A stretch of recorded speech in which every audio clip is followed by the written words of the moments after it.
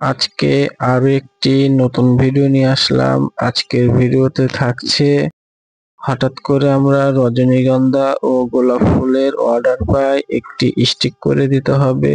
এর জন্য আমরা 25 পিস রজনীগন্ধা ও 25 পিস গোলাপ আলাদা আলাদা করে কেটে নিই। এরপর যৌথভাবে একটি গোলাপ একটি স্টিক খুবই সুন্দরভাবে কস্টিপ দিয়ে লাগিয়ে একটি করে পার পিস স্টিক বানিয়ে দিচ্ছিলাম। আমাদের চাচা খুবই সুন্দরভাবে কস্টিপগুলো মেরে ক্রাউন করছিল, গুনে দেখছিল 25 পিস স্টিক ঠিক আছে কিনা, কারণ 25 জন ব্যক্তির জন্য 25 পিস অর্ডার করে। অবশেষে আমরা কস্টিপ দিয়ে খুবই সুন্দরভাবে প্যাকেটিং করে দিচ্ছিলাম। যেহেতু রজনীগন্ধার ডান্টাগুলো একটু বড় ছিল, এর জন্য আমরা কেচি দ্বারা গোড়াটা কেটে একটু ছোট করে দিচ্ছিলাম।